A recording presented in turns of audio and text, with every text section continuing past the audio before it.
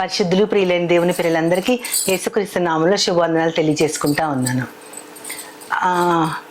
సంఖ్యాకాండం 11వ అధ్యాయం అంటే నాకు ఎప్పుడు దాన్ని చదవబుద్ధి కాదు. ఎందుకంటే అక్కడ ఒక భయంకరమైన సంఘటన ఉంటుంది.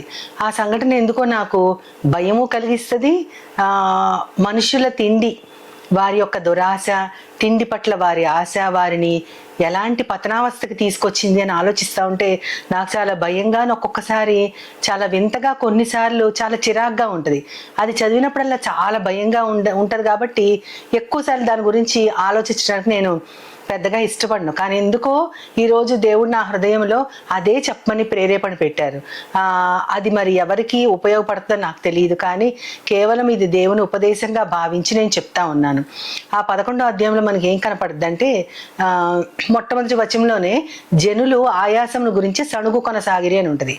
వారికి వచ్చే ఆయాసం అంటే వాళ్ళు చేసే పనులు బట్టి, వాళ్ళు చేసే ప్రయాణాన్ని బట్టి, వాళ్ళకి వచ్చే ఆయాసాన్ని బట్టి వాళ్ళు సణుక్కుంటుంటే దేవుని కోపం వాళ్ళ మీద రగులుకుందంట. రగులుకున్నప్పుడు ఆ పాళెంలో ఒక మూల మంట, దేవుని యొక్క అగ్ని బయలుదేరి ఒక మూల దహిస్తా ఉందనమాట. అప్పుడు ప్రజలందరూ వచ్చి మోషే దగ్గర చెప్పుకుంటే, మోషే అడిగినప్పుడు దేవుడు మళ్ళీ తన కోపాన్ని తగ్గించుకొని ఆ మంటని ఆర్పేశారని ఉంటుంది. అంటే కేవలం వారు తమకు వచ్చిన ఆయాసాన్ని బట్టి సణుక్కోవటం దేవునికి నచ్చలేదు. ఎందుకు నచ్చలేదంటే, వారికి వచ్చిన ఆయాసాన్ని బట్టి సణుక్కుంటే తప్పే ఉంది అని అనుకోవచ్చు. కానీ దేవుడు వాళ్ళ మధ్య ఎటువంటి గొప్ప అద్భుతాలు చేశారు. ఈ ఆకాశము కింద ఏ జనులకు ఎప్పుడు చేయబడినన్ని అద్భుతాలు ఆ జనుల మధ్య దేవుడు చేశారు అని ఉంటుంది. అటువంటి గొప్ప అద్భుతాలు వారు చవి చూశారంటే, వాళ్ళ కళ్ళతో చూశారంటే, నిజంగా అట్లాంటి అద్భుతాలు దేవదూతలు కూడా చూడలేదేమో కూడా. అయితే వీరు అంతటి అద్భుతాలు వాళ్ళ కళ్ళ ముందే ఒక ఎర్ర సముద్రము పాయలుగా చీలిపోయి మొత్తం ఆరిన నేలగా మారిపోయి నడిచారు. వాళ్ళకి ఒక అగ్ని స్తంభంలాగా దేవుడు తోడున్నాడు. రాత్రిపూట అగ్ని స్తంభంలాగా, పగటిపూట మేఘ స్తంభంలాగా ఆయన సన్నిధిని వాళ్ళతో పాటే ఉంచారు. ఆయన వాళ్ళతో పాటే ప్రయాణిస్తూ ఉన్నారు, మోషేతో మాట్లాడుతూ ఉన్నారు, వాళ్ళకి సూచనలు ఇచ్చారు, నడిపించారు. ఆ సముద్రాన్ని దాటింది కేవలము ఆ ఇశ్రాయేలు ప్రజలైన 6 లక్షల కాల్బలము, అంటే కాళ్లతో నడవగలిగే వాళ్ళు 6 లక్షల మంది మాత్రమే దాటగలిగారు. ఆ చేతుల్లో ఉన్న చంటి బిడ్డలు, నడవలేని ముసలి వాళ్ళు, ఒంటెల మీద ఒంటెల మీద వచ్చేవాళ్ళు, గాడిదల మీద వచ్చేవాళ్ళు, వీళ్ళందరూ ఇంకా వేరు ఉంటారు, చాలా మంది ఉంటారు. వాళ్ళందరూ మొత్తం కలిపి బైబిల్ పండితుల అంచనా 10 లక్షల మంది ఆ సముద్రాన్ని దాటారు అని. సముద్రం దాటగానే వెనకాల వచ్చే ఫరో సైన్యం అంతా కూడా దారి కనపడగానే ఆ సముద్రం మధ్యలోంచి వాళ్ళు వచ్చేసారు. వీళ్ళు ఎప్పుడైతే ఆఖరి మనిషి దాటేశారో సముద్రం మొత్తం మూసుకుపోయింది. అంటే శత్రు సైన్యం అంతా కూడా సముద్రం అట్టడుగున మునిగిపోయి చనిపోయారు. కానీ వీళ్ళు మాత్రం ఒక్క నష్టం కూడా లేకుండా బయటకు వెళ్ళారు. ఇంతటి అద్భుతము ఏ జనము ఎప్పుడైనా అనుభవించారా? ఇప్పుడైతే చాలా మంది అది తప్పు అంటారు, కానీ వారి కోసమే దేవుడు ఆ ఎర్ర సముద్రం అడుగున ఆ రథ చక్రాలు, ఆ ఇనప ఆ చక్రాలు, ఆ తర్వాత ఆ చక్రాల యొక్క శకలాలు, మిగిలిపోయిన ముక్కలు అవన్నీ ఈ మధ్య అంటే ఒక 20 ఏళ్ళు 15 ఏళ్ల క్రితం అవన్నీ బయటకు తీసినప్పుడు అవి ఏ కాలానికి చెందినవో ఎప్పటివో కూడా అంచనా వేస్తే కరెక్ట్గా దేవుడు ఎప్పుడైతే వారిని ఎర్ర సముద్రం దాటించాడు అని ఆ యొక్క ఆ సూచనగా ఉందో ఆ టైంలోనే దొరికినవే ఇవి అని దానిని కరెక్ట్గా, అంటే మనుషులకు కావాల్సిన సాక్ష్యాలుగా దేవుడు వాటిని భద్రపరిచి ఉంచారు. అంతటి అద్భుతాన్ని ఎవరు కాదలేని విధంగా హిస్టరీలో కూడా దాన్ని దాచిపెట్టి ఉంచాడు దేవుడు. అటువంటి దాన్ని చవి చూసిన వారు ఆయాసంతో దేవుడి మీద గొణుగుతూ సణుగుతూ ఉంటే దేవునికి కోపం రాదా? అందుకని ఆయన తన కోపం అగ్నిలాగా పాళెంలో ఒక మూల తగలబెడతా ఉన్నప్పుడు మళ్ళీ మోషే గారు వేడుకుంటే ఆపేశారు. అగ్ని చల్లారిపోయింది.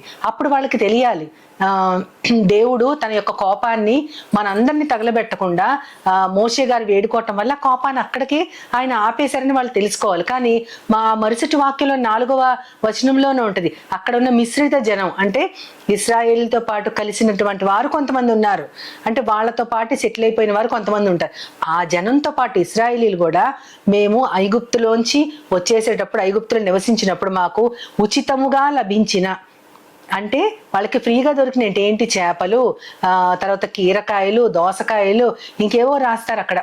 ఇవన్నీ కూడా మాకు ఉచితంగా దొరికాయి, అవన్నీ మాకు ఇక్కడ లేవు, మాకు చాలా ఇదిగా ఉంది ఇక్కడ మన్నాను తినాలంటే అని వారు మళ్ళీ సణుక్కోవటం మొదలుపెట్టారు. మాకు మాంసం కావాలి, మాకు మాంసం ఎవరు పెడతారని వాళ్ళు ఏడవటం మొదలు పెట్టారంటే చాలా విచిత్రంగా అనిపించింది. అసలు వాళ్ళని ఒక భయంకరమైనటువంటి పరిస్థితుల్లోంచి దేవుడు విడిపించారు, వారితో వెట్టి పనులు చేయించారని ఉంటది అక్కడ. ఫరో రాజు ఆ యొక్క సైన్యం వాళ్ళందరూ కూడా వీళ్ళు ఎదగటం చూసి సహించలేక వాళ్ళని బానిసలుగా చేసి కష్టమైన పనులన్నింటినీ వాళ్ళతో చేయించారు. అటువంటి పరిస్థితుల్లో వాళ్ళు ఇంచుమించు 400 ఏళ్ళు అక్కడ గడిపారు ఆ బానిస దేశంలో. అంత భయంకరమైన పనులు చేసుకుంటూ వాళ్ళు ఏడవటం, వారి యొక్క మొర దేవునికి వినపడి వారిని మోషే ద్వారా విమోచించారు. వాళ్ళని పాలు తేనెలు ప్రవహించే ఒక దేశానికి తీసుకువెళ్లే దారిలోనే ఈ ఎడారి ప్రయాణం, ఈ అరణ్య మార్గము. దీనిలోంచి వాళ్ళు వెళ్ళేటప్పుడు వారు ఎటువంటి విడుదల దేవుడు మనకి దయచేశాడు, ఆయన ఎంత కృప చూపించాడు, ఎంత భయంకరమైన పనులు మనతో చేయించారు, మనం చెయ్యలేని పనులు కూడా మనతో చేయించారు. ఇప్పుడు కూడా పిరమిడ్స్ అవన్నీ కట్టింది వాళ్ళే, ఆ జనాంగమే. అంత పిరమిడ్స్ అంటే నేను దేవుని దైవాలు నేను అవి చూడడం జరిగింది. అప్పుడు ఒక్కొక్క ఇటుక, అది మరి ఇటుక అంటారు ఏమంటారో, ఇంత ఎత్తు ఇంత లావు, అసలు ఇద్దరు ముగ్గురు మనుషులు పట్టుకున్నా సరే దాన్ని మోయలేనంత అటువంటి రాళ్ళు, అటువంటి రాళ్లతో ఆ పిరమిడ్స్ కన్స్ట్రక్షన్ జరిగింది.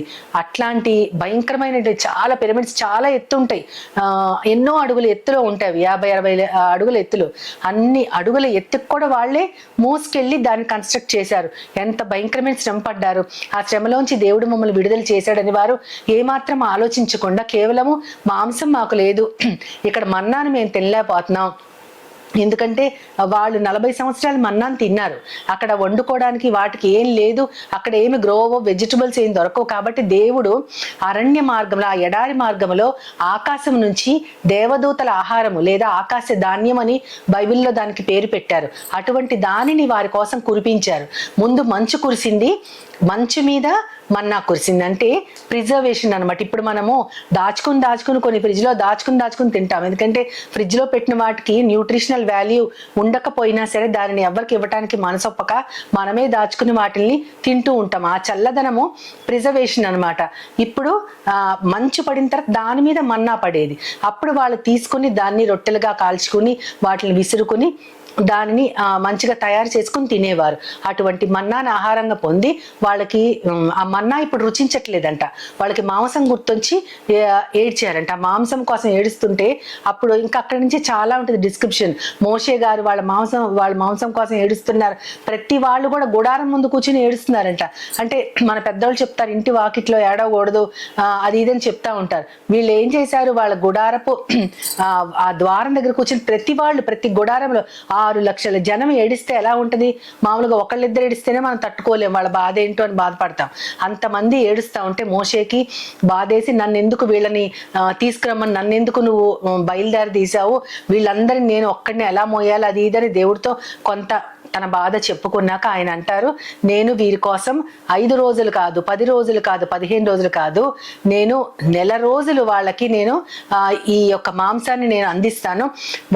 వాళ్ళు తిని వాళ్ళ ముక్కుల్లోంచి నోళ్లలోంచి కూడా ఆ మాంసం బయటకు వచ్చేదాకా వాళ్ళు తింటానని చెప్తారు. అది వినగానే నాకు ఎందుకు అసహ్యమో చాలా విచిత్రంగా అనిపిస్తూ ఉంటుంది చదువుతున్నప్పుడు. ఆ పరిస్థితి ఏంటో మనం ఊహించుకోలేము, మరి ఊహించుకున్న వారు దాన్ని ఎలాగా పిక్చరైజ్ చేస్తారో నాకైతే తెలియదు. కానీ వాళ్ళ కోసం అప్పుడు మళ్ళీ మోషే అంటారు, మరి గొర్రెల్ని తెచ్చి ఇక్కడ నరకాలా, లేకపోతే ఏం చేయాలి, ఇక్కడ ఎలా మాంసం వస్తుంది అంటే దేవుడు ఒక గాలిని రేప చేశాడన్నది. ఆయన రేపిన గాలి ఎక్కడెక్కడి నుంచో పక్షుల్ని తీసుకొచ్చి 2 మూరల ఎత్తున ఒక దిన ప్రయాణం, ఒక దినం మనం నడవగలిగితే ఎంత దూరం నడుస్తామో అంత దూరము, అంత డిస్టెన్స్ లో 2 మూరల ఎత్తున మొత్తం చుట్టూత కూడా పక్షులు పడేటట్లు ఆయన చేశారు. ఆ పక్షుల్ని తెచ్చుకొని చాలా మంది వాళ్ళ గుడారాల్లో దాచుకున్నారంట. తక్కువలో తక్కువ, అక్కడ మినిమం ఎంత అంటే 100 తూములో ఎంతో చెప్పారు అక్కడ. అంటే అది చాలా హ్యూజ్ క్వాంటిటీ, అది లీస్ట్ అనమాట. వాళ్ళకి అందరు తెచ్చుకుని దాచుకుని వాటిని తింటూ ఉన్నప్పుడు వాళ్ళ ఆహారం ఇంకా వాళ్ళు ఇంకా నమిలి లోపలికి తినకముందే వాళ్ళ మీదకి దేవుడు కోపం రగులుకుంది. అయితే నాకు అనిపిస్తూ ఉంటుంది దేవుడు వాళ్ళు ఆహారం కోసం ఏడ్చారు, నాన్ వెజిటేరియన్ ఆహారం కోసం ఏడ్చినప్పుడు వాళ్ళకి ఇచ్చినట్లే ఇచ్చారు.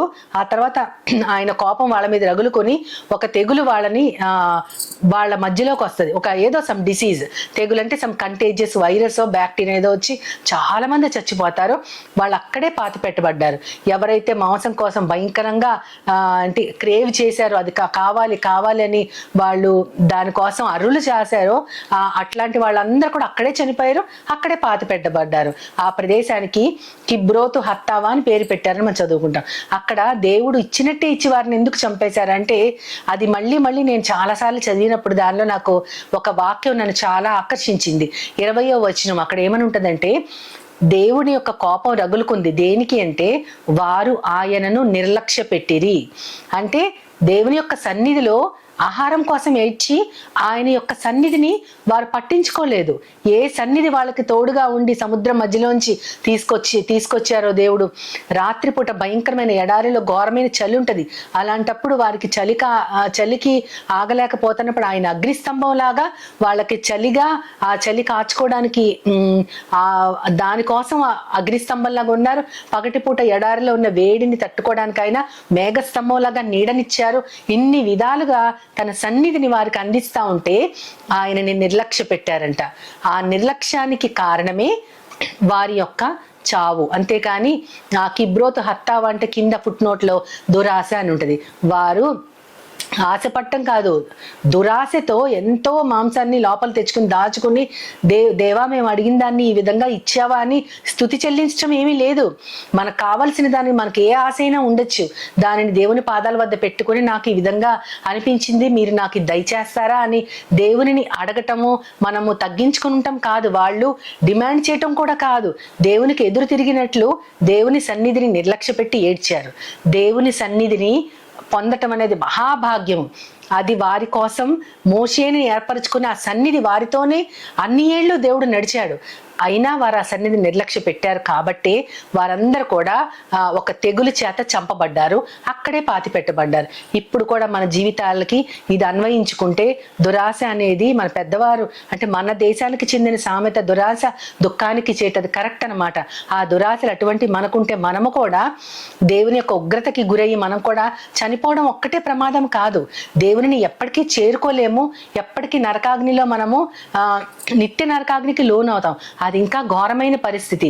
మనమే కాదు, మన బిడ్డలు కూడా ఆ శాపాన్ని పొందుతారేమో. కాబట్టి మన దురాశలు ఉంటే దేవుని సన్నిధిలో వాటిని రూపుమాపుకొని మనకున్న ఏవైనా ఆశలు, అది తిండైనా అయి ఉండొచ్చు, వస్త్రమైనా అయి ఉండొచ్చు, మన ఉద్యోగమైనా, మన పెళ్ళైనా ఏదైనా అయి ఉండొచ్చు, దానిని దేవుని పాదాల దగ్గర పెట్టుకొని నీకు ఇష్టమైతే ఇది దయచెయ్యి, కానీ నా ఆశ కాదు ప్రభువా, నీ చిత్త ప్రకారం మాత్రమే నన్ను నడిపించు, నా ఆశని చెరిపివేయి, నీ చిత్త ప్రకారం నన్ను దీవించు అని మనం వేడుకుంటే గనక వారిలాగా మనము ఇవన్నీ దేవుడు ఎందుకు రాయించారంటే యుగాంతములో ఉన్న మనకి బుద్ధి చెప్పటానికి. అవి దృష్టాంతాలు అని చాలా స్పష్టంగా మనకి పత్రికా వాక్య భాగాల్లో ఉంటుంది. దృష్టాంతం అంటే ఇది మనకు ఒక ఎగ్జాంపుల్. దురాశతో ఉన్నవారి విధముగా నాశనం అవుతారనేది మనకి ఈ యుగాంతంలో మనం ఉన్నాం కాబట్టి మనకి బుద్ధి చెప్పడానికి దేవుడు అవన్నీ రాయించారు. ఇవే కాదు, అసలు పాత నిబంధనలో ఎన్నో ఉన్నాయి, మనం నేర్చుకోవాల్సినవి ఉన్నాయి, మనం విసర్జించాల్సినవి ఉన్నాయి. వీటన్నిటిని మనం క్రమం తప్పకుండా దేవుని వాక్యం చదువుకుంటా ఉంటే మన జీవితం అంతకంతకి దేవునికి దగ్గర అవుతూ ఆయన సాన్నిహిత్యం, ఆయన సన్నిధి గొప్ప నిధి.